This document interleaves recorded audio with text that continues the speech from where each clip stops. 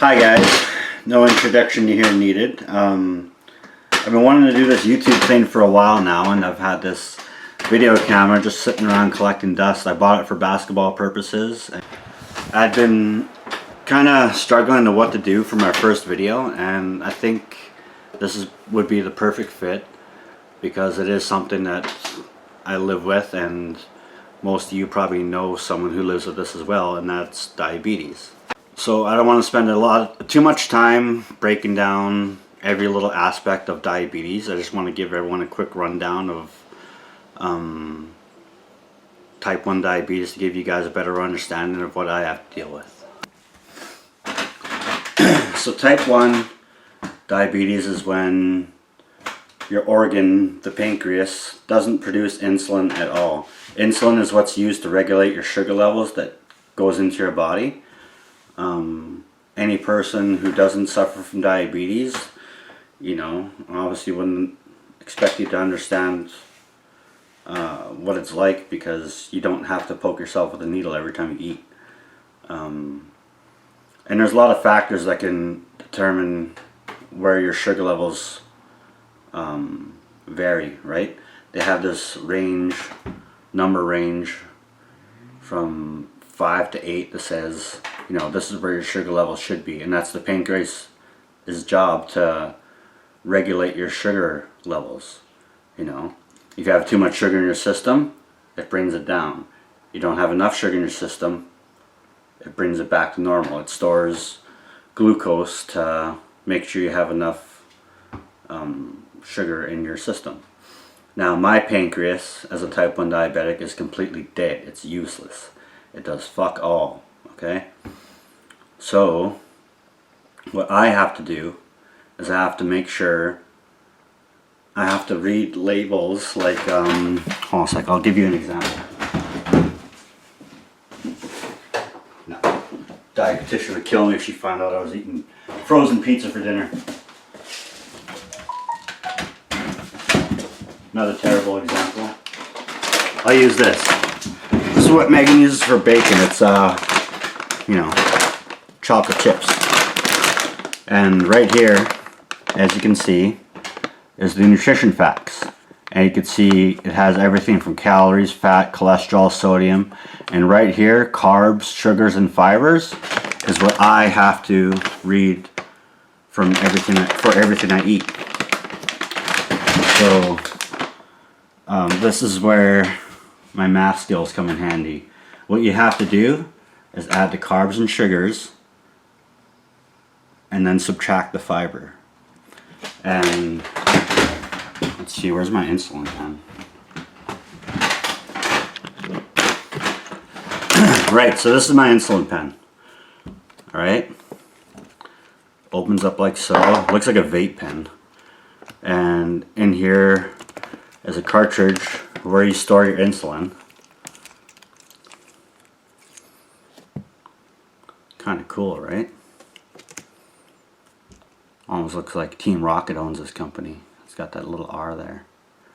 Anyways, so what I do, I have to add these carbs to the sugars and subtract the fiber. So let's see. A tablespoon of sweet chocolate chips has 10 grams of carbs and 7 grams of sugar. So that's 17 total minus the fiber, which only 1 gram of fiber equals 16.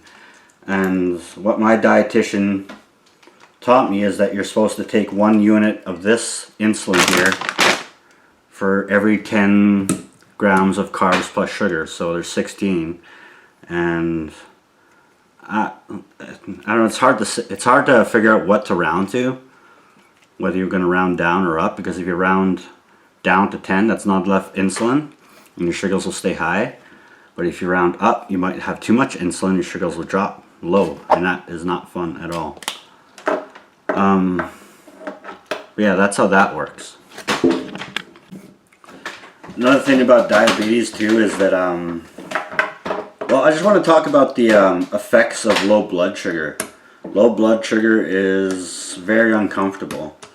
The symptoms of low blood sugar for me I get very anxious, I get sweaty, and I get grumpy. And like for example, if I'm out there playing basketball and I get low blood sugar, I need to get sugar into my system ASAP.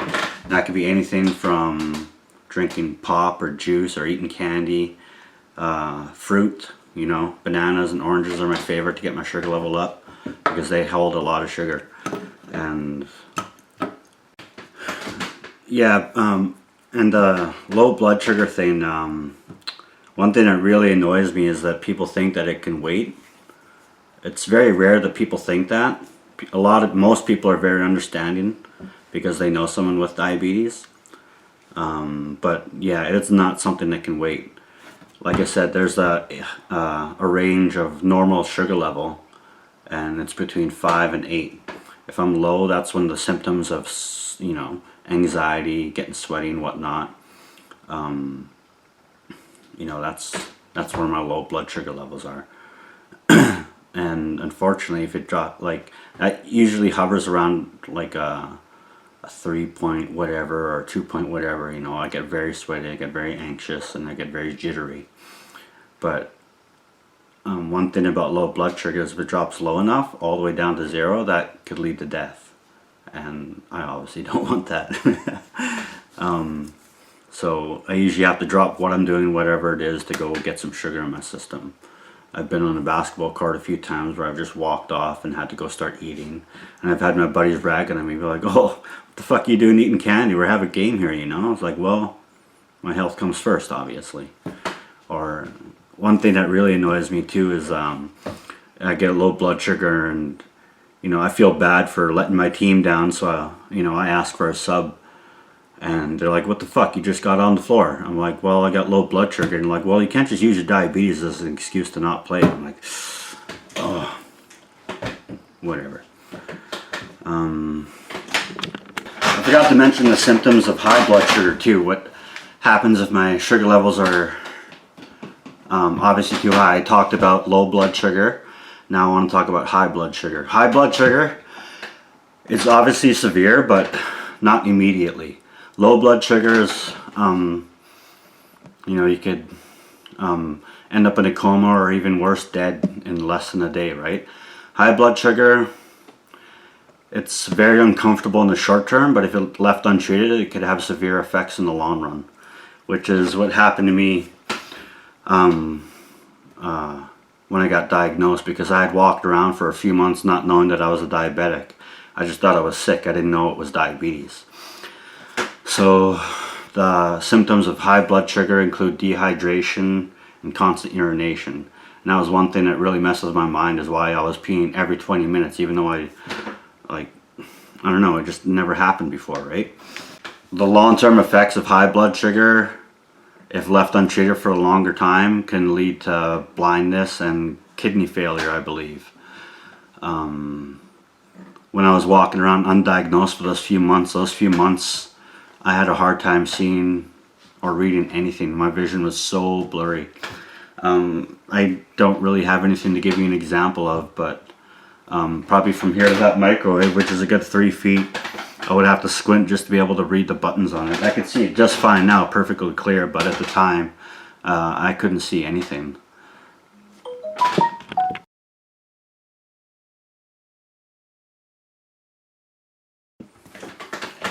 One common myth about diabetics, which scares the fucking shit out of me, because, you know, it's like I said, you need to keep your sugar level regulated through this, between 5 and 8, a number between 5 and 8. If I get low blood sugar, like, obviously if I drop to 0, I'm dead, but there is a range between low blood sugar and death where I can end up in a coma and I just faint. I've asked people this, like, what do you think you should do if you find me unconscious because, well, for whatever reason, and they think what they have to do is give me a shot of this. And if you remember what I mentioned earlier, this is meant to bring your sugar level down. And if I'm in a coma between death and low blood sugar, what do you think is going to happen if you give me more insulin? It's going to bring it down. So to go from low blood sugar to 0, this can kill me too. So whatever you do, if you find me unconscious, do not give me this needle. Sorry for yelling. One common myth about type 1 diabetes is that it runs in the family, which it doesn't. Type 1 diabetes accounts for about 5% of all diabetics out there, and it just happens randomly. There's no really rhyme or reason to it, you know. My grandpa was a type 2 diabetic, and that doesn't mean that I was on track to become a diabetic myself. I'm sure it means I'm on track for type 2 diabetes as well, which, you know, just because I'm a type 1 diabetic doesn't mean I can't get type 2 as well. But yeah, type 1 is just really random, and it's unfortunate that some of us, you know, got picked for whatever reason. Who knows? I don't know. That's up between, that's, you know, that's, maybe God can help me answer that once, you know, my time comes, but no one really knows why type 1 diabetes happens to those it affects. So that's it for my first video. Yeah, like I said, I didn't really know what to choose, and this is just something I constantly have to talk to people about, so I figured why not, you know, this is the perfect topic. But yeah, I'm open to suggestions for whatever topics you want me to talk about, or skits you want to see. I really want to get into making some YouTube content, you know, not just limited to me just sitting in my kitchen talking about whatever, you know. I'd like to get out there and start doing some recording. I recently heard that, what's that called? Son of a Trickster is being made into a Netflix series, and there's a casting call going out too, so this is another reason behind me wanting to start my own YouTube channel.